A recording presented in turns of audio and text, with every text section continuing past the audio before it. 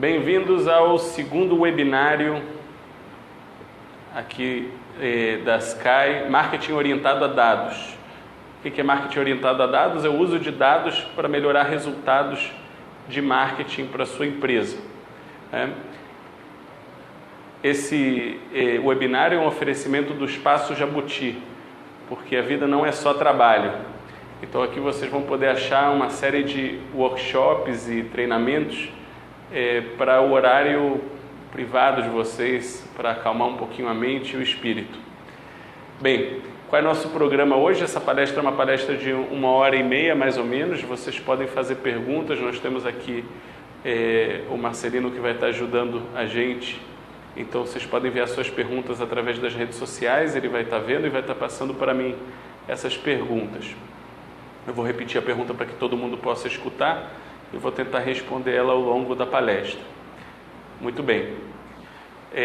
Um pouco sobre o meu currículo de forma bem rápida, né? Vocês podem ver isso no primeiro webinário com mais detalhes, né? Mas eu comecei minha carreira empreendendo em 92, ainda como uma criança de 14 anos, fazendo um dos primeiros sites de comércio eletrônico. Depois, com 22 anos, eu montei uma empresa de pagamento via celular. E mais ou menos de 2010 em diante eu fui executivo de empresas. Agora eu dedico o meu trabalho a ajudar empresários e empreendedores em todo o Brasil. Muito bem, quais são os tópicos que a gente vai conversar hoje, né? Primeiro, foi feita uma grande pesquisa na área de marketing que a gente pode aprender muito sobre ela. Eu quero compartilhar ela com vocês. A gente vai falar sobre uma metodologia em geral para trabalhar nessa área de marketing, que eu acho importante ter um certo método na forma que a gente trabalha em marketing. E por último a gente vai falar sobre as métricas, que são 15 métricas que é possível medir elas, ou seja, é possível gerar dados, e com esses dados é possível otimizar o orçamento de vocês em marketing, trazendo muito mais resultados para a empresa, ou seja, melhor exposição da marca, mais vendas, etc. Então, entendendo primeiro a pesquisa. A pesquisa foi feita por Mark Jeffrey, Saud Mishra, Alex Kraniskov, da Kellogg School of Management. O que eles fizeram? Eles analisaram 252 empresas, mas foram 254 pessoas entrevistadas ou pela pesquisa, né? Onde foi feito questionários sobre a área de marketing.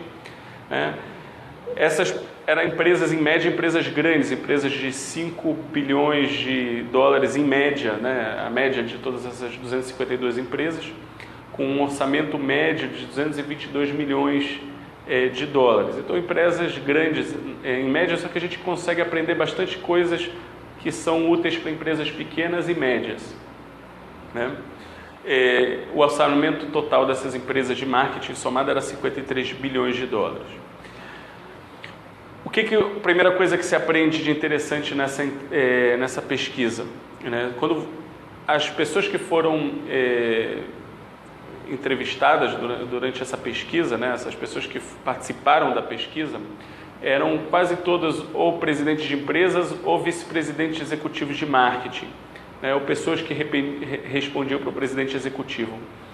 E na visão delas, apenas 45% das pessoas das empresas têm conhecimento sobre marketing orientado a dados, né? Então, ou seja, 55% das pessoas não têm conhecimento de marketing orientado a dados de nenhuma forma, né? Essa é na visão das pessoas que participaram da pesquisa, né? Outra coisa interessante, no uso de marketing orientado a dados, eles disseram que basicamente mais do que 80% das empresas não usa de forma alguma marketing orientado a dados. Então veja bem, a gente já está falando de empresas num dos países mais avançados do mundo, que é os Estados Unidos. A gente está falando das empresas grandes, que têm grandes orçamentos de marketing. E com base na resposta desses executivos, 80% dessas empresas não usa marketing orientado a dados, ou seja, não é usado ciência de fatos para otimizar o orçamento de marketing, tá? Então, o resultado da pesquisa, como vocês podem ver, geralmente quando você pergunta quando você pergunta para algum profissional de marketing como você utiliza o seu orçamento de marketing, ele vai te falar, não, vai 10% para a TV, vai 20% para jornal, vai 5% para a rádio. Na verdade, ele entende isso como qual é a forma que esse orçamento de marketing ele é distribuído entre os diferentes canais, os diferentes veículos de comunicação. Mas o que os pesquisadores da Kellogg School of Management queriam entender era de forma qualitativa como ele é usado esse orçamento entre as diferentes esforços, mas do ponto de vista do resultado que você quer ter com o orçamento de marketing e não do ponto de vista do canal de vendas. Então foram validados as seguintes modalidades, né? Ou moldando mercados, que é o que a gente chama de public relations, ou relações públicas, né? Então 12% em média ia para esse fim. 10% ia para marca e conscientização, né? A marca é sua marca do produto ou da empresa, e a conscientização se refere a uma opinião do público que é diferente dos fatos que se conhece. Então, existe percepção, existe fatos. A conscientização é o processo de fechar esse gap. 10% do orçamento ia para essa área. 12% ia para a área de relacionamento com o cliente, ou seja, é o que a gente chama de pós-venda. Você já vendeu para o cliente, ele já é seu cliente, mas alguma ação que você toma depois da venda. Então, por exemplo, mandar para ele uma carta de agradecimento é um relacionamento pós-venda, né? Geração de demanda. 52% em média das empresas investiam nessa parte de geração de demanda. Muito dinheiro para gerar demanda, para gerar vendas imediatas. E 14% em infraestrutura. Infraestrutura a gente quer dizer infraestrutura de TI, software e hardware para fazer análise dos dados. Essa era a ordem média. Mas a pergunta da pesquisa era a seguinte: como a gente pode olhar as empresas que iam bem comparado com as empresas que iam mal, né?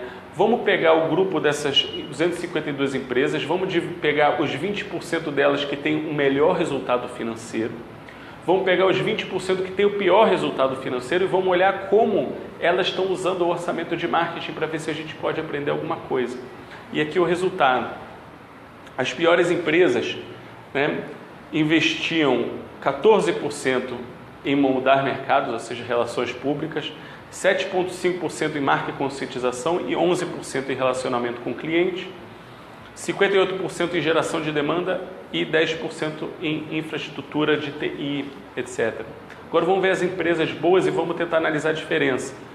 As melhores empresas investiam bem menos no que se chama relações públicas, em vez de 14%, 9%. Mas olha que interessante, quando vem em marca e conscientização, elas investiam quase o dobro do que as outras empresas em marca e conscientização. Então, na verdade, parte daquele orçamento de Public Relations estava passando para a marca e conscientização do mercado. Muito interessante. O que acontece com o relacionamento com o cliente? Elas investiam mais em relacionamento pós-venda do que as empresas que tinham problemas financeiros, que tinham poucos resultados financeiros. E olha a geração de demanda. 10% a menos de investimento em geração de demanda, ou seja, as empresas que fazem bom orçamento de uso de marketing, aparentemente olham mais o médio e longo prazo do que uma empresa que está em apuros, que está tentando gerar demanda imediata. E infraestrutura de TI, elas geravam mais, ou seja, elas tinham muito mais orçamento na tecnologia para poder medir o resultado de TI, que é o marketing orientado a dados, do que aquelas empresas que não estavam performando bem, né? Então, vamos aqui definir apenas um fluxo de como a gente tem que pensar nessa área de marketing orientado a dados, né? Como vocês podem sistematizar um processo de marketing orientado a dados. Primeiro, você tem que conhecer você mesmo, você tem que ter seus objetivos estratégicos bem definidos, né? Depois, você tem que conhecer muito bem o seu cliente. Você tem que ter a base de dados, você pode comprar essa base de dados. Hoje na internet é muito fácil você ter uma base de dados para análise. Então pode ser da tua interação do cliente, ou pode ser alguma coisa comprada, ou pode ser analisado das redes sociais, né? E você tem que ter a habilidade de analisar esses dados. A segmentação do cliente diferente da segmentação que se estuda na universidade, em cursos antigos, que é uma segmentação do cliente com bases históricas, agora você está usando dados objetivos e fatos e evidências para segmentar seu cliente. Ou seja, um grupo mais idoso do grupo mais jovem, mulheres e homens, ou que vocês acham relevante dentro do mundo que vocês vivem, dentro do contexto da empresa de vocês. Depois vem a parte de marketing orientado a dados, a fazer a campanha. Mas a campanha vai ser com base não num achismo, numa opinião, vai ser base em dados. Eu gosto de comparar isso quando eu venho falar com publicitários, e a gente tem conversas em comuns, então eles são pessoas muito criativas e geniais, e pessoas muito cultas. E eles dão ideias de como fazer a campanha, né? Então eles sabem que ator tem que usar e quais cores tem que usar, e eles perguntam depois a minha opinião. E minha opinião, como alguém que é um marqueteiro orientado a dados, vamos fazer diferentes testes de diferentes campanhas, vamos ver qual dá melhor resultado com base nos dados, e esse é nosso resultado. Então isso se refere à forma que a gente vai fazer uma loja, exatamente onde botar cada produto. Você tem uma rede de lojas, de 10 lojas, vamos fazer 3, 4 experimentos de como organizar a loja e vamos ver o que traz melhor resultado.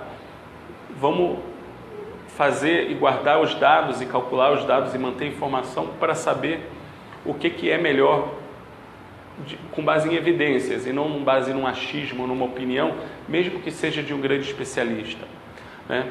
A confiança, assunto muito importante, é relacionado à privacidade. Esse webinário, ele é gravado na internet, ele vai ficar lá para sempre, né?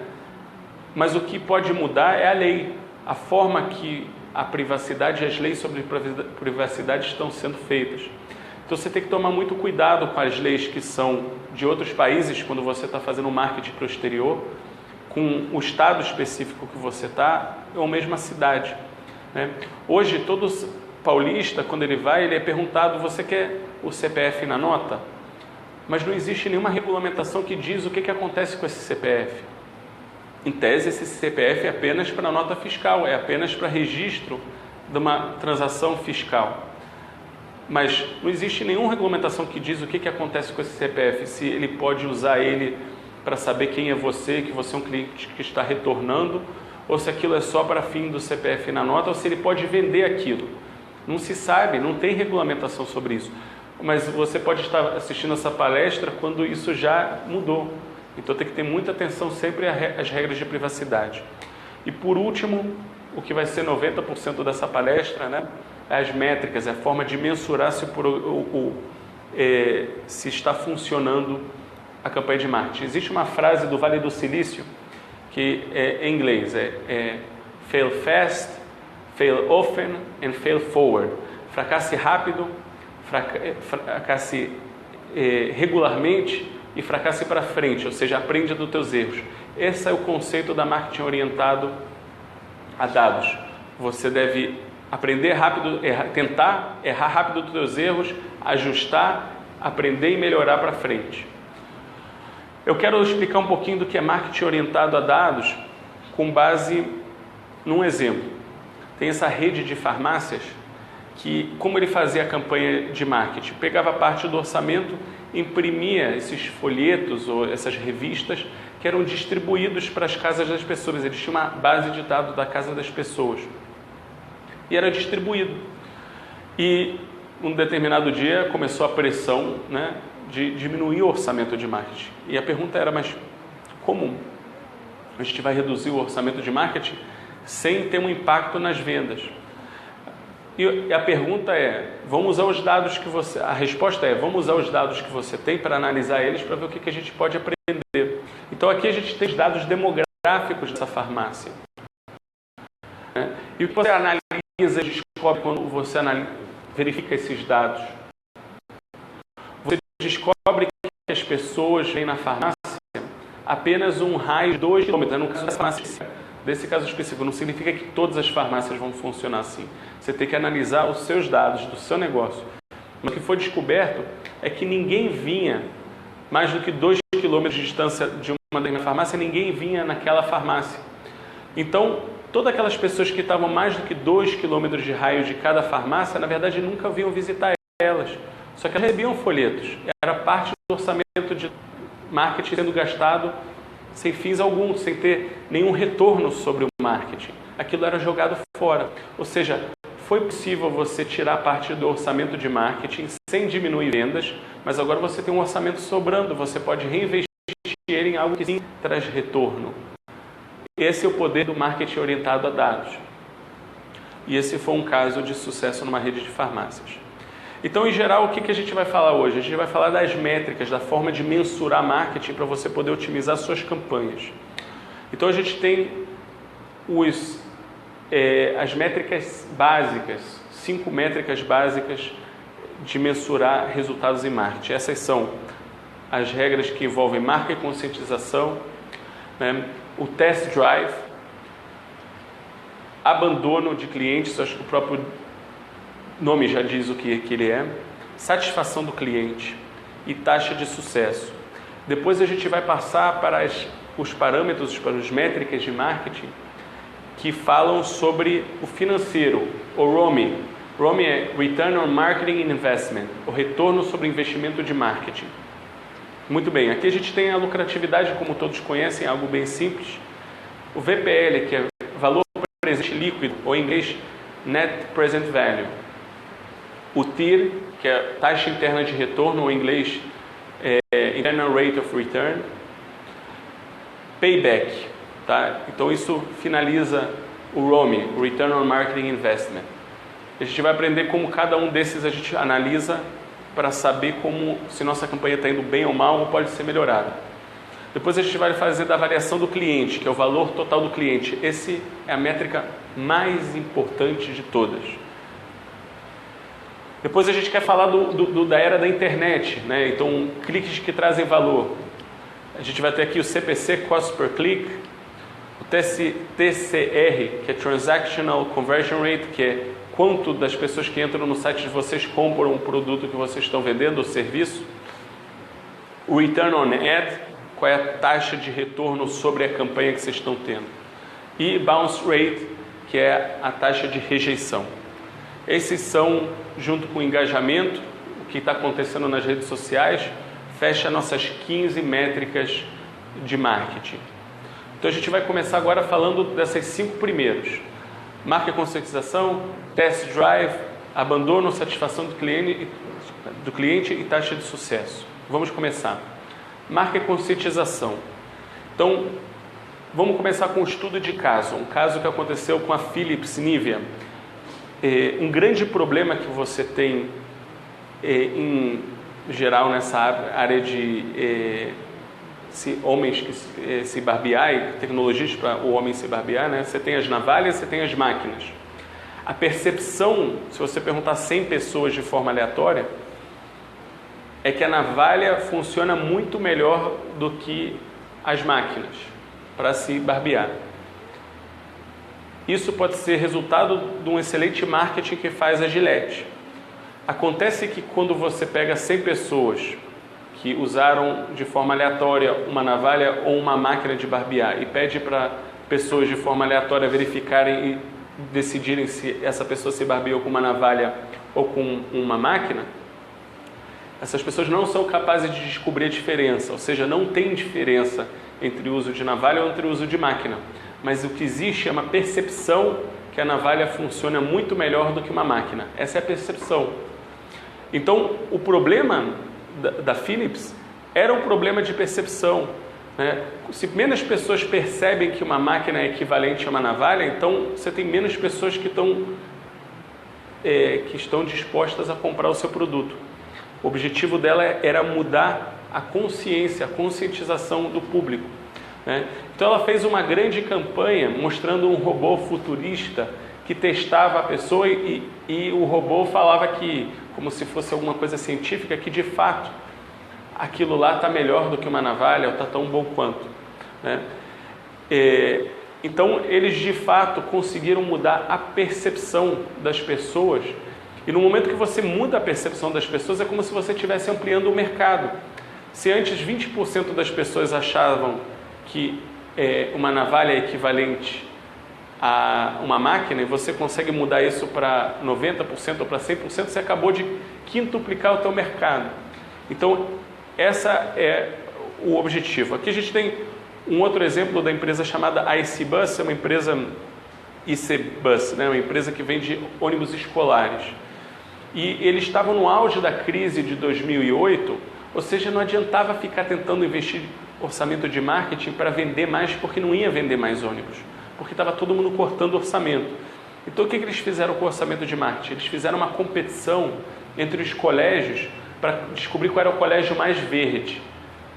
Em tese nada a ver com a área de ônibus, mas dentro dessa competição eles estavam mostrando como o uso de um ônibus reduz a poluição emitida para o meio ambiente, né, o trânsito e todos os benefícios que aquilo trazia para o público. E com um orçamento de apenas $300 mil, eles conseguiram ter um engajamento de 300 milhões de comentários na internet. Algo incrível para um orçamento tão baixo. Então, como a gente mede a marca e conscientização, né? A gente faz uma pergunta numa pesquisa para o produto ou serviço. Qual é o primeiro nome da empresa ou produto que você pensa? Então você está fazendo uma pesquisa, então qual é o primeiro nome que você está pensando? Mas você pode perguntar, tá bom, para o produto e serviço, que outras empresas ou produtos você já ouviu falar? Se você faz uma pesquisa antes da campanha de marketing e depois da campanha de marketing, você consegue mostrar a tua evolução no público específico sobre aquela campanha de marketing, se ela está funcionando ou não. Então é uma métrica para saber se você está avançando ou não naqueles parâmetros que te interessam. Test Drive, métrica número 2. Estudo de caso da Porsche. A Porsche, lógico, queria vender mais Porsche, mais dos seus carros. Ela começou a analisar os dados dela. E o que ela descobriu? Que a pessoa que testa um Porsche aumenta a sua probabilidade de comprar um Porsche. É isso que foi descoberto. Então, o objetivo deles no marketing não é tentar te convencer de comprar um Porsche. Na verdade, eles precisam te convencer de testar um Porsche. Se você tentar e testar um Porsche, isso já vai aumentar em muito a previsibilidade que você vai conseguir comprar, que você vai querer comprar aquele veículo, né? Então, olha que interessante, ao testar, ao saber quantas pessoas estão testando, eles conseguem saber qual vai ser as vendas que eles vão ter 2, 3, 4 meses do dia de hoje, porque o número de pessoas que testam o carro é um indicador muito seguro sobre as vendas que eles vão ter no futuro. Então, apesar que você está investindo em marketing, não tentando gerar uma venda imediata, mas tentando gerar um comportamento, você já sabe quantas vendas você vai ter lá na frente. Um outro caso é o caso da Ray-Ban, dos óculos Ray-Ban. Eles entenderam que quando você testa o produto, aumenta a chance de você comprar ele. Então o que eles fizeram? O que a Ray-Ban fez? Fez um site na internet onde as pessoas virtualmente podiam escolher o óculos, tiravam uma foto dela através do celular ou do computador e aparecia o óculos bonitinho como se fosse real. Isso não só aumentava as vendas, mas aumentava as vendas online, o que era muito bom, né, por ter menores custos e ser mais lucrativo para a Ray-Ban. Então a métrica número 2 é test drive, é testar quantas pessoas, né, pré-teste do cliente de um produto ou serviço antes da compra. Quantas pessoas testaram o seu produto? E se pergunte, se você é uma empresa pequena ou média, se você permite ao seu cliente testar o seu produto ou serviço, né? A gente está num seminário que aqui é gratuito. Não seria esse um exemplo de um pré-teste do meu produto? Abandono, né? Estudo de caso da Audible. Esse é um caso particular meu. Audible é uma empresa filial da Amazon que permite você baixar para teu celular a narrativa, né? um livro narrado, e não por um computador, por uma pessoa. E eu descobri que eu gosto muito de andar pelo parque e escutar um livro, né? Mais interessante para mim do que escutar música, por exemplo. E eu descobri também que mesmo quando eu estou lendo o livro, eu gosto que ele seja narrado ao mesmo tempo. Eu gosto disso. E eu ia começar um passeio no parque, baixei um livro, peguei o celular e fui para o parque. E quando eu chego no parque, não é que eu vejo que o livro não baixou para meu celular? Aí eu tento comprar o livro de novo. E ele fala, deu um erro e falou para eu entrar em contato com o serviço da empresa Audible. Eu entrei em contato com a empresa Audible e o que aconteceu? Depois de alguns minutos que a gente estava tentando entender o problema, ele falou assim, o problema é que seu cartão está vencido, o teu cartão de crédito está vencido. Eu falei, eu entendo que o meu cartão de crédito está vencido, só que a gente tem 3 problemas. O primeiro, eu fui passear no parque, eu não tenho o meu cartão de crédito e eu gosto de escutar o meu livro durante o meu passeio no parque. Esse é o problema número 1. Problema número 2, o cartão pode estar expirado, mas isso não foi culpa minha, foi culpa de vocês. Porque no mesmo tempo que eu comprei do site da Amazon, não da Audible, eu comprei o livro digital e o livro em áudio. E o livro digital baixou e eu consegui abrir ele. Então, na verdade, a responsabilidade não é minha que vocês estão com o cartão desatualizado. O terceiro problema é que deu no celular o aviso de sucesso da transação. Então, o que eu tenho a ver com isso? Ele falou, senhor, você está certo. Eu estou depositando agora 5 vezes o valor do livro para você poder comprar esse livro e mais outros livros que você queira escutar de forma gratuita, porque a responsabilidade é nossa, o erro foi nosso. Eu gosto de dar esse exemplo porque nesse momento era um divisor de água. Eu ia deixar de ser cliente da Audible para sempre, mas eles me reteram, eles evitaram um abandono. Evitar o abandono é algo medível, você pode medir ele. Você sabe quantas pessoas deixam todo ano o seu negócio, né? Você sabe qual é esse número. Se você conseguir reduzir esse número através de ações de marketing, é porque o marketing está funcionando, você consegue medir o retorno sobre esse marketing. Um outro caso é da Amazon, por caso da empresa mãe da Audible, né? Mesma coisa, eu comprei livros físicos dessa vez, eu gosto muito de livros. Eu paguei mais caro para ter o livro em 2 semanas na minha casa. Em 2 semanas o livro não estava em casa, eu entrei em contato com o suporte. Ele falou, você está certo, meu senhor, então estamos devolvendo 100% do valor dos 2 livros. Passou mais uma semana, o livro chegou. Eu liguei para a Amazon e falou, olha, tem um problema. Eu recebi os livros, mas eu fui ressarcido pelo livro. O que eu tenho que fazer com esses livros que eu recebi? Eu falei, não, meu senhor, esses livros são seus, era nossa obrigação de entregar o livro em 2 semanas. Nós falhamos, o livro é seu gratuitamente.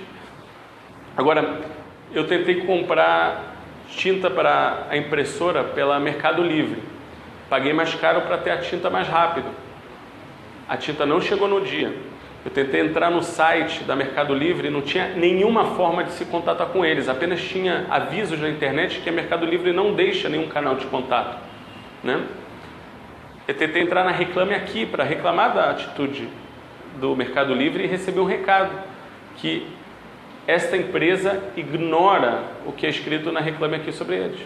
Então eu pergunto para vocês, qual cliente eu vou abandonar e qual cliente eu não vou abandonar, né? Então aqui um exemplo entre empresas operadoras de telecomunicação americanas e brasileiras. Em média, em um ano, 20% dos clientes das empresas americanas deixam a empresa, abandonam para irem trabalhar no concorrente. Aqui no Brasil, esse número é de 50%, ou seja, a cada 2 anos, quase em média, muda todos os clientes na operadora, porque são quase todos pré-pagos. Então, eles cada vez veem quem está oferecendo o melhor pacote. Então, se você consegue reduzir o abandono, você está trazendo um retorno financeiro significativo para a empresa que pode ser medido e pode ser usado para otimizar sua campanha para que ela tenha mais sucesso. Então, a métrica 3 é abandono. A gente está falando do percentual de clientes existentes que deixam de comprar seus produtos ou serviços, medido geralmente em 1 ano, mas muitas vezes também é feito em 90 dias e em 30 dias. Métrica de satisfação do cliente. Métrica 4. Satisfação do cliente. Então, uma coisa interessante quando você analisa empresas como a Netflix, a Lego, a Marriott, a rede de hotéis, é que elas são empresas que sempre estão nos melhores rankings de satisfação de cliente. E também são empresas que têm excelentes resultados financeiros para seus sócios, né, para seus acionistas. Então, existe uma relação entre satisfação de cliente e retorno para os acionistas e resultados financeiros, né? A forma em que inventou esse conceito de mensurar satisfação de cliente se chama o Fred Reichert. Ele desenvolveu um modelo chamado Net Promoter Score, que basicamente ele fala o seguinte: você tem que medir a satisfação do cliente numa escala de 1 a 10, onde o cliente dá a nota de 1 a 10. 9 e 10 é que ele está extremamente satisfeito com a empresa, né? E ele vai fazer uma média entre aqueles que dão nota de 1 a 6, sendo que, né, 7 e 8 são praticamente ignorados, contra aqueles que dão de nota de 9 a 10. E você vai ter um resultado que vai mostrar o nível de satisfação do cliente. Então, essa forma é usada e ele faz isso fazendo a fórmula que eu vou mostrar daqui a pouco. Então, primeiro falando sobre o caso da rede de lojas de sapatos. Então, é uma rede com 300 lojas, rede de lojas de sapatos, 300 lojas. E eles começaram a mensurar a satisfação dos clientes. E eles faziam algumas perguntas. Quanto satisfeito você está? Quanto você comprou nos últimos 4 meses? E qual é a sua intenção de comprar sapatos aqui na nossa loja ou em alguma loja nos próximos 4 meses? E o que eles descobriram de novo, aquela relação entre o cliente satisfeito e a chance dessa pessoa voltar a comprar nos próximos 4 meses. Então, eles tinham um indicador com base em satisfação do cliente que falava de forma muito clara: se você tem X clientes satisfeitos, essa vai ser tua receita daqui a 4 meses desses clientes retornando. De fato, os estudos mostram que as pessoas falam que vão comprar muito mais do que elas vão comprar no futuro, né? Então, você tem que reduzir um pouco as expectativas do que sai das pesquisas. Mas, de fato, existia uma correlação entre satisfação de cliente e clientes que voltavam para comprar na loja. E isso era um indicador que eles mantinham para saber quais vão ser as compras futuras que eles tinham. Então, a métrica 4, satisfação de cliente. Você pergunta para o cliente qual é a probabilidade de recomendar o produto ou serviço ou a empresa a um conhecido. Essa é a técnica do Fred. Ele não está perguntando se você está satisfeito, ele está perguntando se você recomendaria para algum conhecido aquele produto, serviço ou empresa, né? Não tem nada de errado de você fazer uma segunda pergunta, que é: você está satisfeito? Então você pode fazer as duas, você pode fazer uma delas, mas de fato ele achou que essa pergunta, se você recomenda o produto, serviço ou empresa para algum conhecido, ela é bem mais forte na hora de você medir a satisfação do cliente. E se você quer reduzir o número de perguntas, fique com ela. Se você tem que escolher entre você está satisfeito ou você recomenda, fique com você recomenda, né? E em certos casos você pode realmente fazer as duas perguntas, não vai acontecer nenhuma catástrofe, né? Taxa de sucesso, uma métrica muito importante, métrica 5. A taxa de sucesso é o número de propostas aceitas dividido pelo número de contatos. Então você fez um esforço de marketing, você contatou um montão de gente. Aquelas pessoas que fecharam com você negócio por causa do marketing, essa é a taxa de sucesso. Então, um exemplo, nós temos um número de contatos através de correio, telefonemas, fizemos 10 mil contatos, né? Agora, desses 10 mil contatos, 200 pessoas fecharam contratos, compraram, né? Então temos uma taxa de sucesso de 2%. É isso que é uma taxa de sucesso, né? Então, com o uso dessa taxa de sucesso, a gente pode calcular algo muito importante, que se chama o custo de aquisição por cliente. Ou seja, se eu tenho o custo por unidade de contato, se eu sei quanto me custa contatar cada uma daquelas 10 mil pessoas, e eu divido isso pela taxa de sucesso, eu vou saber quanto me custou cada cliente, ter cada cliente, quanto isso me custou. Então, por exemplo, o custo de unidade de contato é R$10, né? A taxa de sucesso é de 2%. O custo de aquisição do cliente, nesse caso, é de R$500. A cada R$500 de investimento em marketing, você tem um cliente novo. Isso muito útil para saber se você está perdendo dinheiro com aquele cliente ou se você está ganhando dinheiro com aquele cliente, se o marketing está sendo efetivo e eficiente, sim ou não. Então, muito bem, a gente já conversou sobre as métricas básicas, falamos sobre a marca e conscientização através de uma pesquisa, falamos do test drive, quem testa o seu produto ou serviço tem a maior probabilidade de comprar ele, falamos da taxa de abandono, em inglês churn rate, dos seus clientes e como evitar isso e assim medir que você está tendo resultado na campanha, né? A satisfação do cliente como métrica de compras futuras e que você vai ter uma taxa menor de abandono, né? E por último, a taxa de sucesso que te leva a saber se a tua campanha está trazendo bons resultados e que te leva a calcular o custo de aquisição do cliente, que te permite saber quanto está custando cada cliente que você está adquirindo através da campanha de marketing. Muito bem. Financeiro, ROMI, Return on Marketing Investment. Então vamos falar sobre a lucratividade, vamos falar sobre valor presente líquido, vamos falar sobre taxa interna de retorno e o payback. Muito bem, vamos lá. Então, lucratividade. Lucratividade simples. O lucro, receitas menos custos é a lucratividade. Então, por que ele é tão importante para o marketing? Então, a hora da verdade, falar de marketing versus relações públicas. E aqui em relações públicas eu vou incluir sim a conscientização e a marca como um pacote só, né? Marketing pode te ajudar a gerar vendas. Relações públicas, trabalhar a marca, a conscientização, a forma que você é visto e julgado por terceiros pode te aumentar a credibilidade de forma que aumenta o teu lucro, né? Então veja bem, empresas que são especializadas em geração de demanda, como Walmart e Dell, né? Qual é a propaganda da Walmart? Preço baixo todo dia. Ela está tentando te atrair através do fato que ela tem um preço baixo todo dia. Mas vejam como é difícil ser uma empresa que tem preço baixo todo dia.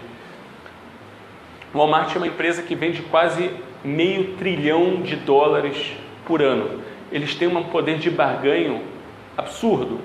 Eles têm mais do que 2,5 milhões de funcionários. Então é uma empresa gigantesca que tem um poder de barganho espetacular. Tentar competir com alguém que tem esse poder de barganho é muito difícil, e a Dell segue um caminho parecido. Então, se você não trabalha a tua credibilidade, a tua marca, você vai tentar entrar numa guerra de preço com quem não dá para entrar em guerra de preço, porque eles têm uma eficiência logística e mundial de escala que é muito difícil competir com essa economia de escala. Então, a ideia é trabalhar um marketing de forma que ele aumente o lucro. Não é vender mais, é vender melhor, né? Então, é o preço versus valor. Qual o valor que você está trazendo para o cliente, em vez de só qual é o preço que você está trazendo? O que você pode embutir na tua marca que vai além de apenas o preço do produto, né? Então, um exemplo que eu gosto muito de dar é na área de vendas, né? Se você analisa estatisticamente vendedores que recebem prêmios, aqueles que vão para lugares exóticos como Bahamas e outras ilhas famosas, e você analisa a lucratividade que essas pessoas estão trazendo, você descobre que muitas vezes é lucratividade negativa, né? Eu vivi isso. Eu tive esse vendedor espetacular na empresa, que as vendas da minha empresa eram muito maiores, mas quando você fazia a conta, o que se gastava em avião, em jantares, em hotéis, né, em todo esse esforço para fazer a venda, não compensava trazer essa receita mais. De fato, eu demiti ele. Então, essa mensuração de receita, como é feito na maioria das vezes, ela é equivocada, ela prejudica a empresa. Você tem que medir quanto o marketing é contribuído para o lucro e não necessariamente para as vendas. Como um exemplo desse case, é o caso de 2005 do Mark Hurd, que ele assumiu a HP naquele ano, né? O que acontecia na HP? Os vendedores recebiam seus bônus com base em vendas. E ele mudou esse método para correlacionar o bônus dos vendedores não com vendas, mas com a lucratividade da operação que eles traziam. O lucro da HP naquela época que o McCurdy assumiu, subiu em quase 250%, 300%, e o valor de mercado das ações saltaram mais ou menos em 250%. Foi um sucesso esplêndido, porque ele estava focado no lucro e não na receita, né? Então esse é um exemplo de como a lucratividade é uma coisa tão simples, mas mal usada na área de campanhas de marketing. Valor presente líquido. Muito bem. Valor presente, para falar de valor presente líquido, a gente tem que explicar o que é valor presente, ou present value em inglês. Então, supomos que você ganhou um prêmio. Você ganhou esse prêmio, você pode optar hoje por R$4.000, ou eu vou te oferecer R$1.000 por mês, por 5 meses, começando do mês que vem. E a pergunta é qual prêmio vocês escolhem. Vocês têm essas duas opções e apenas essas duas opções. Para poder fazer a decisão sobre algo desse tipo, você tem que trazer... Você não consegue comparar R$1.000 ao mês por 5 meses, começando do mês que vem, ou seja, você não pode comparar 5.000 com 4.000, porque o tempo do dinheiro é diferente. Nesses 1.000 tem o efeito dos juros em cima dele. Então você tem que ver se vale a pena, se esses R$1.000 pagos por mês, em valor presente, como eles são comparados com esse 4.000. Ele é mais, ele é menos ou ele é igual? Então nós temos uma fórmula. Essa fórmula dá um pouquinho de medo, mas não se preocupem, isso não é uma aula de finanças, mas essa fórmula existe. E a gente tem que falar sobre as fórmulas pelo seguinte: muitas das razões que profissionais de marketing não usam marketing orientado a dados é por causa das fórmulas. Eles têm medo das fórmulas, porque eles estudaram marketing e não estudaram finanças, e eles não querem ver os cálculos, mas não tem que se preocupar, porque se você entende o básico dessas fórmulas, o Excel sabe fazer o resto. Você não precisa decorar essa fórmula, nem você tem que entender minimamente como ela funciona, depois o Excel vai saber fazer o trabalho por você, né? Então, se a gente faz o efeito de trazer a valor presente esses 1.000, aqui você veja que estão $1.000, né? E tem um juros absurdo de 5% ao mês, porque é uma pessoa física que está pagando num cartão de crédito, né? E a gente vê que mesmo nesse cenário hipotético, o valor real é de R$4.300. Então a tua decisão é ganhar um prêmio de R$4.000 hoje ou ganhar um prêmio de R$4.300, né? Isso aqui que era um exemplo americano, né? Então, o exemplo americano era 5% de juros ao ano e não um mês, e era 5 anos e não meses, né? Mas no Brasil os juros são tão fora do real, né? Que fica esse exemplo. Então, você tem que tomar essa decisão. O fato de R$4.300 ser mais do que 4.000 significa necessariamente que a opção 2 é melhor do que a 1? Não necessariamente, depende muito da tua condição hoje. Pode ser que aqueles R$4.000 vão te salvar hoje e você não tem como esperar, né, esses meses. Então, ainda que a decisão objetiva fala que, em tese, os R$4.300 são uma opção melhor para quem, né? Não para todas as pessoas ele é melhor. Então, em alguns casos, ele é melhor. Então, aqui, só para entender um pouquinho da fórmula, nós aqui temos o pagamento mensal e nós trazemos o efeito dos juros compostos, trazendo isso para valor presente. E aí você consegue comparar o que se chama banana com banana, laranja com laranja. São coisas comparáveis. Pode ser que a opção 1 ainda é melhor, pode ser que a opção 2 é melhor para você. Isso a gente não tem como saber sem entender o contexto. Mas agora você pode comparar entre essas duas opções. Tá? Então agora vamos falar de valor presente líquido. Aqui a fórmula, vocês veem, parece uma fórmula, né, dá medo, né? Mas aqui você tem investimento que você vai fazer, que é o C, né? Você tem algum benefício, uma receita, uma coisa boa que vai sair desse investimento. Então, você tem o investimento de marketing inicial, você tem o benefício daquele marketing, aquele número 1, e depois você tem o custo de marketing, por exemplo, né? E você tem que trazer tudo isso para valor presente. Aí vem as coisas importantes. Qual é a importância do valor presente líquido, ou em inglês NPV, Net Present Value, para o marketing? Primeiro, se esse valor é negativo ou quase zero, significa que essa campanha de marketing, né, esse investimento que está sendo feito e os benefícios que a gente espera dele não estão bons, não vale a pena essa campanha não é boa, né? Então, VPL negativo ou quase zero significa que você vai ter pouco retorno dessa campanha, não é uma boa campanha, né? Já que elas estão falando a mesma língua, você está comparando banana com banana, elas estão no mesmo sistema de valores, você pode comparar duas, cinco campanhas diferentes e ver qual é a melhor.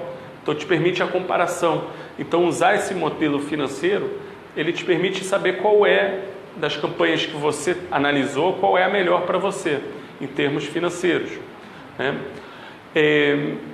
E aqui vem uma parte muito importante, o impacto do valor da empresa. O que acontece hoje? Vice-presidentes executivos de marketing estão começando a fazer apresentações no conselho da empresa. O conselho da empresa é aquelas pessoas que se encontram a cada um mês, 2 meses, 3 meses, periodicamente, e são representantes dos acionistas ou são os próprios acionistas. Eles estão lá com o vice-presidente executivo de marketing e perguntam: e aí, você está gastando o nosso dinheiro, você podia estar dando esse dinheiro como dividendos para a gente. Então me mostra que essa campanha que você está fazendo me traz um retorno que é melhor do que o investimento que está sendo feito, né? Porque eu vou pegar esses valor 200 milhões, 20 milhões, 2 milhões, 200 mil e não boto no bolso? Porque eu estou autorizando a te dar esse valor para fazer uma campanha de marketing. Isso estressa muito esses vice-presidentes de marketing para falar com essas pessoas, porque essas pessoas podem demitir ele se ele não der uma boa resposta, não é isso? Pressionam ele através do conselho para o presidente e fazem ele perder o trabalho. Então, se você quer falar a língua do conselho de empresas, você tem que falar a língua do valor presente líquido, porque isso eles entendem. Porque todos os estudos mostram que existe uma correlação entre o valor presente líquido e as ações da empresa. Porque se você faz a forma que o valor da empresa, uma das formas que o valor da empresa é calculado, e por consequência a forma que o valor de cada ação, de cada acionista, né, é calculado, usa, entre outras coisas, a fórmula do VPL.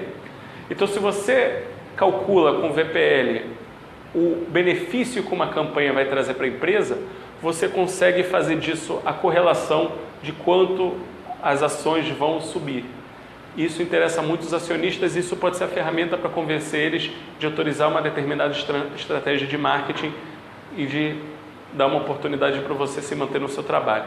Então é muito importante o uso da técnica de VPL. E de novo, não se preocupem, não interessa se vocês usam Excel, Google Planilha ou OpenOffice, essas fórmulas já estão lá dentro. Você só tem que aprender se teu Office ou sua planilha está em inglês ou português. Se for em inglês é NPV, Net Present Value. Se for em português vai ser provavelmente VPL, alguma versão desse tipo. Taxa interna de retorno. Bem, a fórmula, né? Se vocês verem, é uma fórmula que dá medo, mas se vocês olham bem, parece muito a fórmula do NPV, né? Do Net Present Value, do VPL, do valor presente líquido. Qual é a diferença? A fórmula parece igual, só que em vez de ter NPV aqui, tem zero, né? Porque a gente está procurando qual é os juros que levam o projeto a nem dar prejuízo e nem dar lucro. A gente quer saber esse valor, né? Então, nosso objetivo, na verdade, é descobrir a taxa interna de retorno, ou IRR, o Internal Rate of Return. Então, qual é a sua importância? Se você tem uma taxa interna de retorno maior do que os juros que você tem o banco está oferecendo, né? Então você vai ter lucro no seu projeto, vale a pena o projeto, né? Se a tua taxa interna de retorno é menor do que os juros que estão te oferecendo, então não pega esses juros. Ou seja, se você tem uma decisão de pegar um dinheiro emprestado para fazer uma campanha de marketing, Ou se você tem um preço alternativo, eu falo, posso, em vez de investir em marketing, eu vou pegar o dinheiro e vou botar no banco. Isso é uma opção. Então eu posso pegar aquele investimento da campanha de marketing e botar no banco. Vale a pena botar no banco ou vale a pena investir no marketing? Depende dos juros, depende da taxa interna de retorno. Se você consegue saber isso, você consegue saber se vale a pena. Então, vem a pergunta: por que usar a taxa interna de retorno e não usar o retorno sobre investimento, o Return on Investment, o ROI, como muitas vezes é falado? O ROI é calculado como uma porcentagem. Então, se você investiu 100 e recebeu 200, né, você tem o ROI de 100%, 100% acima do valor investido. Só que o ROI, a forma que ele é calculado, não usa a parte do valor presente, ele não traz os valores para o presente, né? E isso geralmente mostra que o retorno sobre investimento não é um bom indicativo para você verificar se vale a pena fazer o investimento no projeto ou não. Muito bem.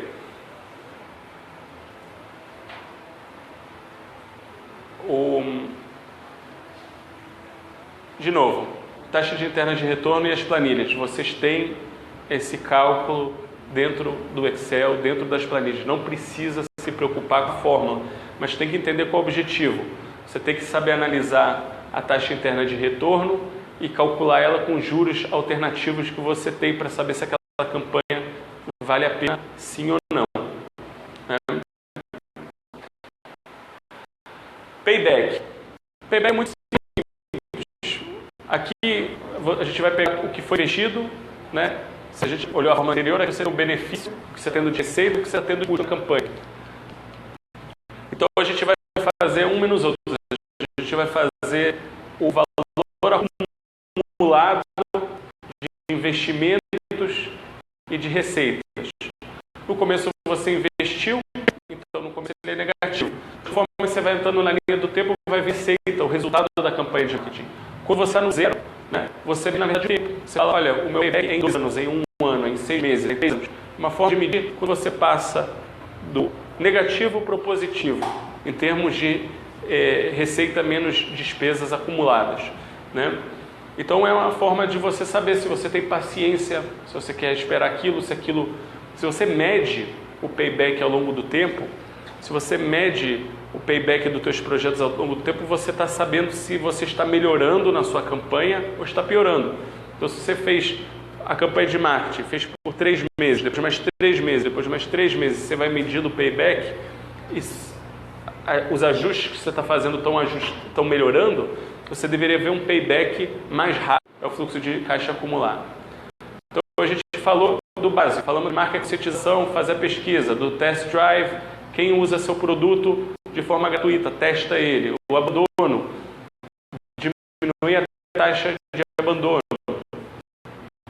satisfação do cliente e taxa de sucesso. Agora a gente tirou os financeiros, fala sobre o return on marketing investment, o que você vai saber o retorno sobre o investimento de marketing. É importante usar lucratividade e não receita, né? O valor presente líquido para poder comparar diferentes campanhas e saber se essa campanha vale a pena. Taxa interna de retorno para saber comparar uma campanha com os juros alternativos que estão sendo oferecidos. E o payback, quanto aquela campanha traz retorno, né, zera o investimento, e comparar isso com versões anteriores para saber se você está conseguindo melhorar a velocidade que a tua campanha traz retorno. Então vamos falar agora da métrica mais importante. A avaliação do cliente é o valor total do cliente.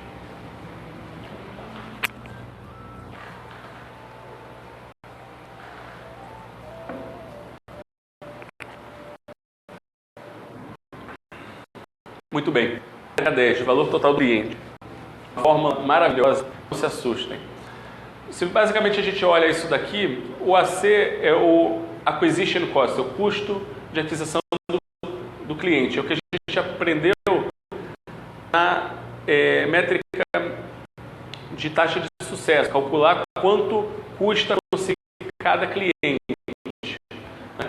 E aqui a gente está calculando o custo de cada cliente o benefício dele, né? Então vai ser o investimento de cada cliente, aqui o benefício que cada cliente traz, um custo que cada cliente traz, que é o C, né? Um M de marketing, o C o custo, e o P significa a taxa de abandono, já que alguns clientes vão abandonando, né? Então, quando vocês verem 1 menos C, o P é a probabilidade que o cliente fique, 1 menos C é a probabilidade que ele abandone, com diferentes formas de ver a mesma coisa, né? O importante aqui é que, na verdade, você está calculando, e vocês verem a fórmula é muito parecida à fórmula que teve a fórmula do NPV, do Net Present Value, do VPL, do valor presente líquido. O que acontece aqui? Você está querendo saber quanto vale para você aquele cliente na vida dele. Se vocês olharem esse CLTV em inglês, é Customer Lifetime Value, né? É o valor do cliente no ciclo de vida dele. Então, quanto vale aquele cliente para você? Qual vai ser o total dos lucros que ele vai te deixar ao longo da vida dele? É isso que você calcula. Isso vai mostrar para você quanto esse cliente é importante, né? Então, P igual a 1 menos C é a taxa de abandono. Peraí, eu não sei por quanto tempo o cliente vai ser meu cliente. Eu não sei se ele vai ser 1 ano, 2 anos ou 5 anos, né? Ou 10 anos, né? Então, algumas coisas vocês podem verificar em média quanto o cliente fica, né? Então, uma forma de saber em média quanto o cliente fica. Outra coisa, se vocês mexem falando assim, os clientes vão ficar em média 1 ano, 2 anos, 5 anos ou 20 anos, vocês mudam o resultado dessa fórmula. Então, decidir o número de anos pode impactar no resultado, pode fazer um cliente bom ruim e um cliente ruim bom. Então, tem que verificar essa questão do tempo que vocês estão calculando a vida do cliente, tá? Muito bem. Eu acho que aqui eu quero... Muito bem, vamos falar do valor total do cliente e Pareto, né? O que acontece, Pareto, né, dizia que 20%, né, basicamente, a lei de Pareto diz que 20% dos teus clientes vão trazer 80% do lucro. Então, ao você estudar o valor do cada cliente, saber categorizar ele, se eles estão no grupo dos 20% ou se eles estão no grupo dos 80%, vai definir exatamente você vai investir a sua campanha de marketing, né? Investir a campanha de marketing para clientes que trazem receita, mas pouco lucro, como a gente viu quando a gente falou da métrica de lucratividade, não é algo muito bom.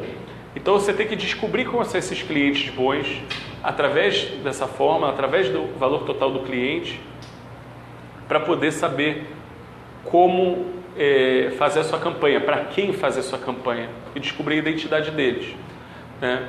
Então, ao você entender o valor total do cliente, você sabe como criar as campanhas de marketing, porque você sabe quem te traz resultado e quem não traz. O que acontece se o valor total do cliente é negativo? Significa que você tem um cliente que te traz prejuízo, né? O cliente está te trazendo prejuízo. E aí? Todo cliente, então a gente pode mandar o cliente embora porque ele traz prejuízo? Não é bem assim. Não é bem assim. Por quê? O que acontece? Vamos imaginar uma empresa na área de seguro, uma seguradora, né? É lógico que se você pega o valor total dos clientes mais velhos, é lógico que eles têm um valor total de cliente negativo. Afinal, você paga seguro toda a vida para quando você ficar mais velho, você utilizar ele. Então, se você checar aquelas pessoas daquele ponto, 5 anos adiante ou 10 anos adiante, eles vão estar dando prejuízo. E não adianta tentar mandar eles embora, porque muitas vezes tem regulamentação e leis que protegem clientes de ser mandados embora. Então, você não pode simplesmente decidir que você não quer aquele cliente em qualquer circunstância. Você também tem que tomar cuidado de mandar o cliente embora e aquilo ser razoavelmente descoberto e as pessoas começarem a te deixar pela insatisfação com sua marca e sua credibilidade. Então, Mas, em muitos casos, você não vai fazer um marketing, você não vai tentar evitar o abandono dele, né? E você não vai atender talvez ele tão bem como você atenderia um grupo com grande valor total de cliente. E isso de fato acontece. Clientes de bancos que têm patrimônio acima de 10 milhões de reais são atendidos por um private banking, né? Eles recebem um atendimento muito privilegiado, melhor do que recebe uma pessoa que tem um salário mínimo. Então, e você vai ver o banco lutando por cada cliente private para não deixar ele embora, mas se um cliente recebe um salário mínimo e ir embora, você não vai ver talvez ninguém reclamando muito por isso. Muito bem. Os cálculos, às vezes, de valor do cliente, eles exigem uma certa parceria com o departamento financeiro. E muitas vezes vocês têm um parâmetro que já ajuda muito a saber se aquele cliente é um cliente muito bom ou mais ou menos ruim. No departamento de crédito das empresas se calcula o risco de inadimplência. Qual é o risco daquele cliente virar inadimplência? Isso é um dos fatores de clientes muito ruins, aquele cliente inadimplente que não paga em dia ou que não paga, ou que pode dar calote, né?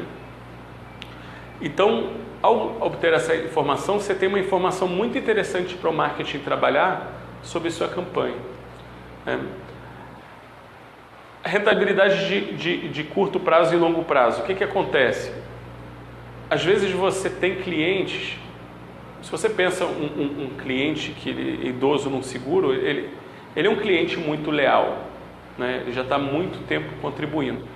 Mas se você tem deles demais, eles têm uma natureza de ter um valor total de cliente negativo. Eles custam mais do que eles pagam. Então, ao saber quantos clientes você tem em cada categoria, você consegue planejar o teu marketing para o que você precisa. O que você precisa hoje? Pessoas mais jovens para poder pagar e assim compensar com as pessoas mais velhas. Então, te permite planejar que tipos de clientes você precisa para as necessidades da empresa neste momento, né? Então, nós não estamos indo muito bem, então podemos aceitar cliente desse tipo ou daquele tipo. Então, o estudo de caso, eu trabalhei muito em bancos nos Estados Unidos sobre essa questão de valor presente, de valor total do cliente, né? Então, o que acontece com empresas quando elas começam a ficar empresas grandes, né? Empresas grandes, elas compraram muitas empresas. Então, a sua base de dados ela não é unificada, não é integrada. E sendo assim, você, na verdade, muitas dessas empresas, ela mensura não pela empresa, não pelo cliente. Não existe uma visão total do cliente.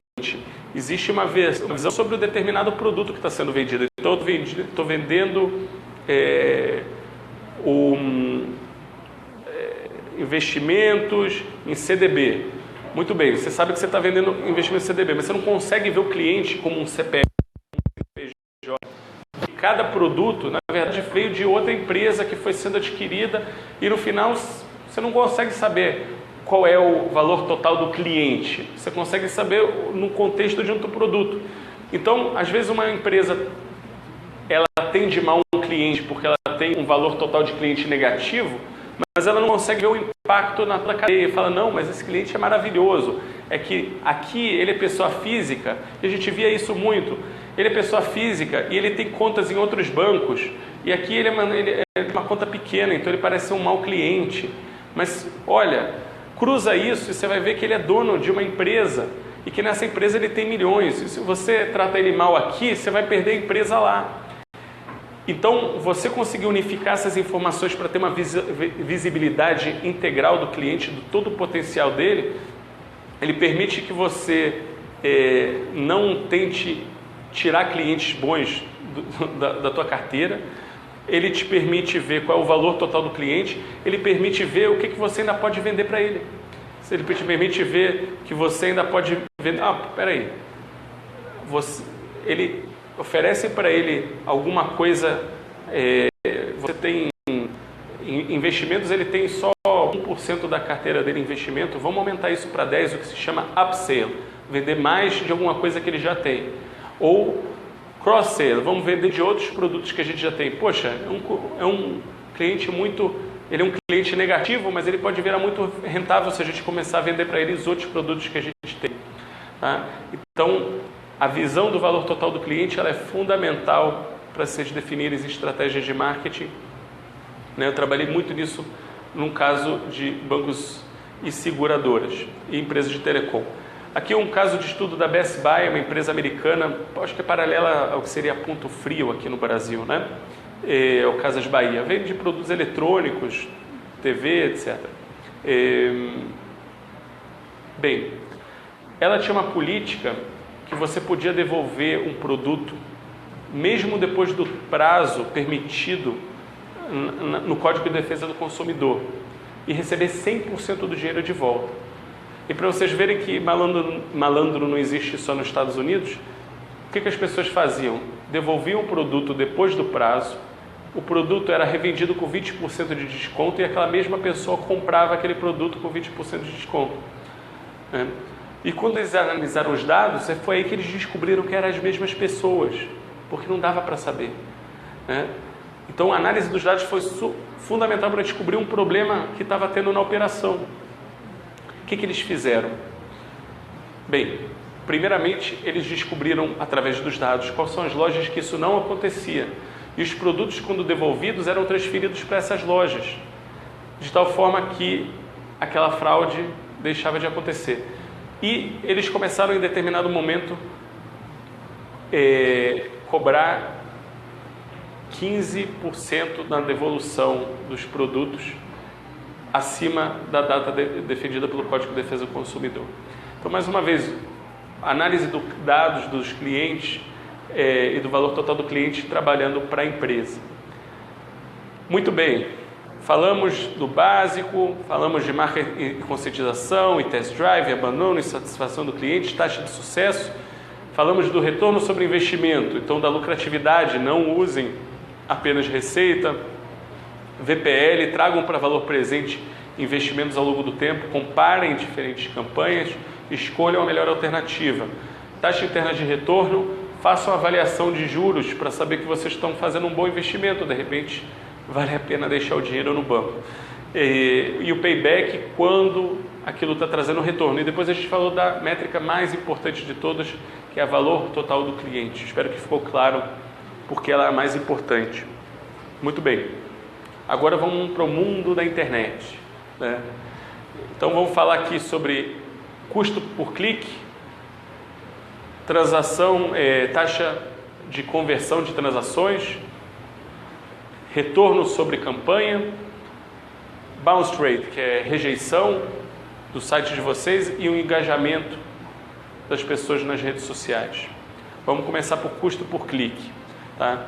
Então é importante, o custo por clique não foi inventado pela Google, na verdade foi inventado por uma empresa chamada GoTo, que foi depois vendida para a Yahoo. Então o que a Google realmente inventou foi a forma de fazer uma pesquisa de forma interessante, que é com base na patente deles, que é o número de pessoas que têm links para a página de você, mostra o nível de credibilidade que tua página tem.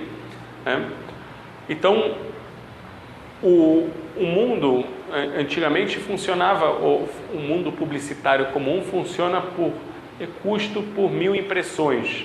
Então, você vai divulgar 1000 folhetos, então são 1000 folhetos, você tem a unidade de folhetos, é a unidade. Aqui houve uma revolução na internet que fala, não me interessa se você teve 1000 ou 10.000, interessa quantas pessoas clicaram na propaganda, quantas pessoas interagiram com ela. A Google fez de fato algo muito mais interessante, inteligente no algoritmo deles, quando a gente vai ver, e não à toa aí que eles têm 60% do mercado. Então, essa comparação, o CPC, o custo por clique, contra o CPM, que ainda existe, que é o custo por 1000 impressões. Né? Então, a gente fazendo a divisão a gente vai criar um novo parâmetro, uma métrica que é CTR, que é o Click-Through Rate, quantas pessoas vão passar quantas pessoas clicaram dividido por quantas pessoas foram apresentadas àquela propaganda, né? Então, qual é a taxa de cliques que a gente teve pelo número de impressões? Isso vai mostrar a qualidade. Se você pensar bem, essa foi a grande sacada da Google. A Google falou, olha, como minha receita é calculada? A minha receita é calculada pelas pessoas que clicam. Quanto mais pessoas clicarem na propaganda, mais receita tem a Google, né? Então, a forma que eles botam a propaganda dentro no Google tem a ver com esse CTR, com o Click-Through Rate.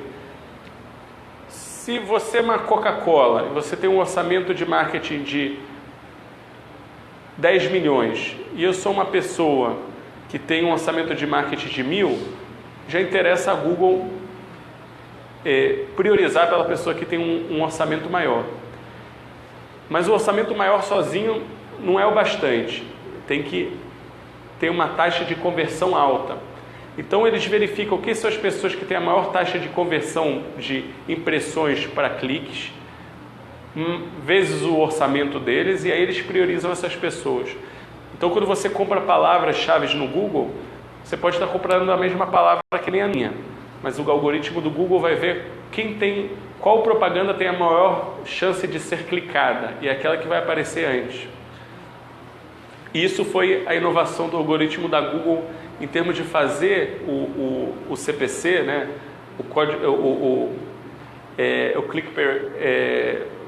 O cost per click mais eficiente, mais inteligente, trazendo mais resultado. Ela conseguiu monetizar melhor o cost per click. Aqui foi um estudo que a Google faz, e ela faz periodicamente, né? Foi feito pela Inquirer Eye Tracking Report, né? Que eles verificam como as pessoas olham a página deles. E vejam que exatamente as propagandas do Google estão exatamente nas áreas vermelhas, principalmente que é as áreas onde nossos olhos procuram informação, né? Tem também as informações do lado, você vê que olham elas menos e de fato a gente olha elas menos, né? Então, eles fazem essa avaliação de forma periódica, e quando vocês veem que estão mudando a página do Google, é porque de fato as pessoas em média estão começando a olhar diferente a página. Então você vê que muitas vezes durante os 10 anos teve mudanças, porque teve mudanças de comportamento das pessoas. Quando ele muda o comportamento das pessoas, eles ajustam a página para as propagandas estarem no lugar certo, para derem o melhor CTR, o melhor click-to rate. Muito bem. Agora, Transaction Conversion Rate, o que a gente transforma em transações, em vendas de fato, né? Muito bem. O percentual de pessoas que compram depois de entrar no teu site, esse é o TCR, tá? Acontece que muitas vezes o TCR não é usado só para vendas. Às vezes você quer que alguém se inscreva no seu site, então você quer que as pessoas clicam e se inscrevam. Quantos usuários novos eu tenho que se inscrever no meu site? Então você pode usar o TCR não só apenas para vendas, mas para fechar alguma transação, né? Para fechar algum contrato virtual que seja, né? Mas em geral a ideia é usar ele para vendas. Então como é que calcula ele? A taxa de sucesso que a gente falou lá atrás no começo, numa das primeiras taxas, das primeiras métricas, no primeiro grupo básico, ele é calculado através do click-through rate multiplicado pela Transaction Conversion Rate, né? Se você multiplicar o CTR por TCR, você tem a tua taxa de sucesso, né? Então, ou seja, vamos lembrar, né? Quantas pessoas compraram dividido por quantas pessoas tiveram a visualização daquela campanha. Essa é a taxa de sucesso. Então a gente pode colocar aqui usando as ferramentas do Google, etc. Muito bem. A lucratividade, a gente que é muito importante, receita menos os custos de marketing no caso. Né? Então, aqui o objetivo é quantas de fato as pessoas compraram. Então, quando você vai analisando diferentes campanhas, voltamos, você está analisando diferentes campanhas, aonde tiver uma taxa de sucesso melhor, provavelmente eu estou indo numa boa direção. Né? Então, quais palavras escolher, quais palavras comprar, aonde você está jogando, tudo isso faz parte de um teste que a gente está fazendo de campanha. E quando base na taxa de sucesso é um dos parâmetros para a gente ver se a nossa campanha está funcionando. Return on Ad, talvez uma das ferramentas mais importantes, é a receita líquida dividido pelo custo de marketing. Então a gente volta aqui para aquele conceito que a gente falou desde o começo, né?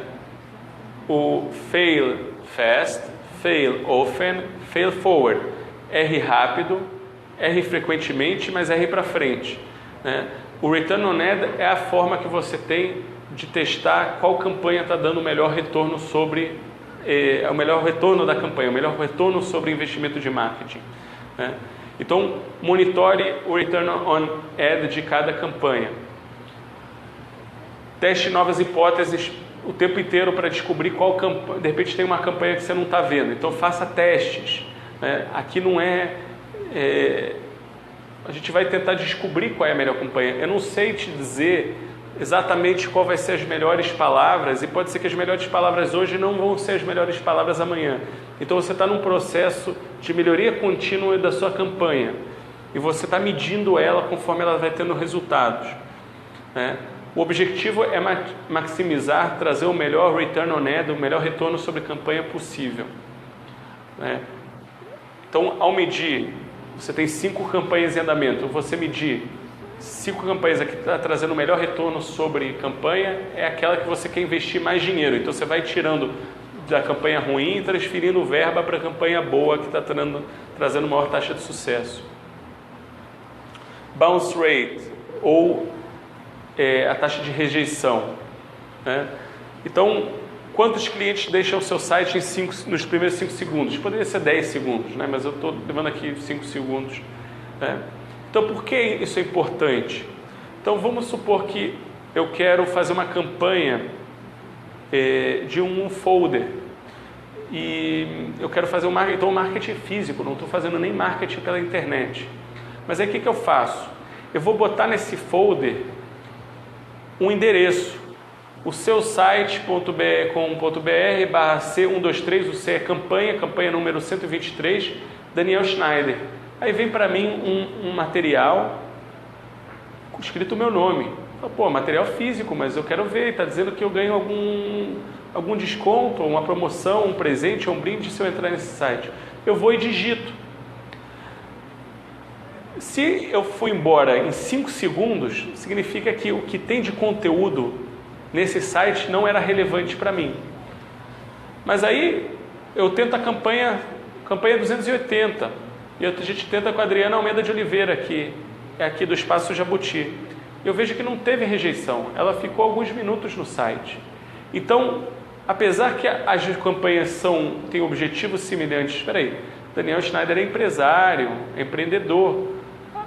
A Adriana também é empresária, também é empreendedora. Eles têm mais ou menos a mesma faixa etária. Por que na campanha do Daniel ele rejeitou em 5 segundos e a Adriana não rejeitou? Então, a taxa de rejeição é uma forma que te permite você medir o que está de errado e o que está de bom em diferentes campanhas para achar a resposta e ir melhorando ambas as campanhas. Então, ela é um parâmetro muito importante. E vejam que eu usei ela numa campanha física, mas linkei ela para uma campanha da internet para saber o valor que ela estava trazendo. Engajamento, métrica 15. Vamos lá. Número de cliques diretos mais número de cliques indiretos dividido por número de cliques diretos, né? A gente está querendo saber a viralização de uma campanha. Quantas pessoas suas indicaram para pessoas que você não conhece que continuaram indicando para outras pessoas? Quanto está viralizando aquela campanha? Você pode também medir ela pelo número de visualizações, ou seja, você tinha um post que tinha 50 visualizações e você fez determinadas melhorias, aí de repente teve 100, depois 500, depois 1.000, 2.000, então você está conseguindo melhorar a sua campanha. Então, quantas visualizações estão sendo é muito interessante. O número de novos pedidos de amizade, conexões ou seguidores, né? Então, veja, O número de conexões, ele não diz nada, porque ele não é engajamento, mas novas conexões, ou novos seguidores, ou novos amigos são sim um engajamento, ele sim é interessante. E se você mede isso ao longo do tempo, quantas pessoas foram nos últimos 30 dias? Quantas pessoas estão sendo nos próximos 30 dias? Estamos melhorando ou estamos piorando? É medível. A gente mede isso na linha do tempo. Isso, quando a gente bota na linha do tempo, se chama série temporal. E nos permite verificar se tem sazonalidade, se tem alguma coisa que tem a ver. Poxa, realmente, nas férias de dezembro, ninguém entra no nosso site. Tudo bem. Mas quando está nos períodos de pico, você está conseguindo aumentar o número de seguidores, o número de compartilhamentos. Isso é importante para ver o engajamento. Você tem que escolher uma base de comparação. Então, se você é um advogado, você pode se comparar com outro advogado que tem muitos seguidores e muitas conexões para ver se suas campanhas estão dando certo. Se você é um ator, se compare com outro ator. Eu gosto de brincar que eu tenho a Meta Ricardo Amorim. Ele é um consultor que também tem um programa no Manhattan Connect. Ele tem 500 mil seguidores. Eu tenho 4 mil. A minha meta é chegar nos 500 mil e depois dobrar para 1 milhão.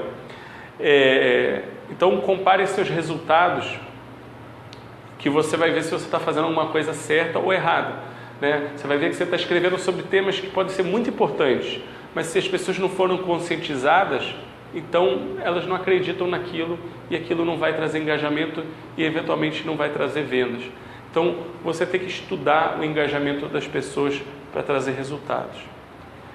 Resumo final, pessoal, acabamos aqui as 15 métricas, Então falamos do básico, marca e conscientização, fazer pesquisa, ver se as pessoas estão conscientes da marca de vocês, se estão conscientes do que vocês estão querendo mudar.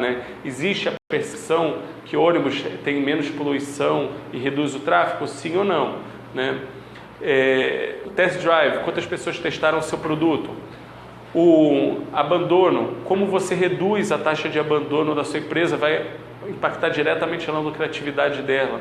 Satisfação do cliente pode te mostrar qual vai ser a receita que você vai ter no futuro e ajudar na taxa de abandono.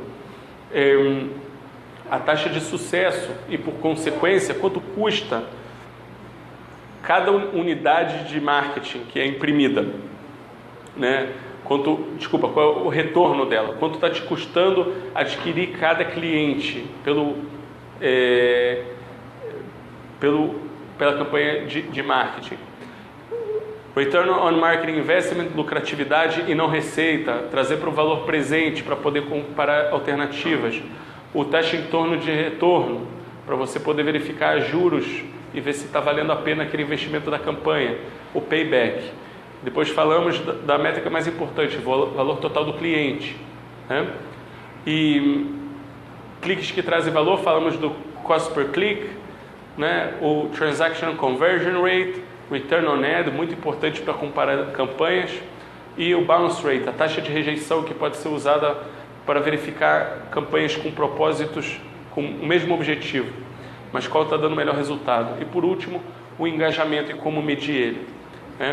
Para finalizar, tem aqui uma pesquisa, skygroup.com/webinário/pesquisa. Vocês podem preencher para dizer o que vocês acharam desse webinário. Curta nossa página do Facebook e LinkedIn, compartilhe esse link com outras pessoas para que eles podem aproveitar esse conteúdo,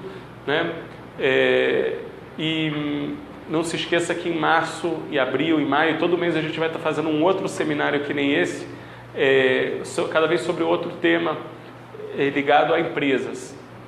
Você pode também escrever nas redes sociais sobre os temas que te interessam. Ele pode virar um dos seminários que a gente vai fazer nos futuros meses. Eu estou lançando um livro que ele vai começar a estar disponível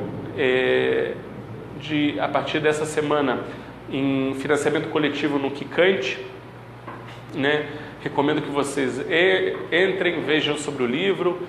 Tem uma palestra lá de 1 hora que explica sobre o livro, tem a introdução do livro, e se vocês gostarem e puderem ajudar, porque a ideia aqui é poder compartilhar experiências de 20 anos de experiência em gestão de empresas para ajudar o máximo de empresários no Brasil que for possível. Esse é o projeto. Falamos dos outros webinários, seminários. Se vocês querem seminários na empresa de vocês, entrem em contato, né? E se vocês acham que precisam de uma mentoria, que é um processo individual com o empresário, né, com o empreendedor, onde eu treino ele sobre as habilidades que ele precisa ter no negócio, a como criar um departamento de vendas, de marketing, melhorar a logística interna, fazer um serviço de atendimento ao cliente, né, cuidar do contas a pagar, a receber crédito, saber se ele está administrando bem o departamento jurídico, a contabilidade, ajudar na estratégia da empresa, ele pode e deve entrar em contato. Sky News é nosso boletim empresarial mensal, né? Vocês podem se inscrever ele no www.skygroup.com. Vocês vão ver lá do lado direito o Sky News.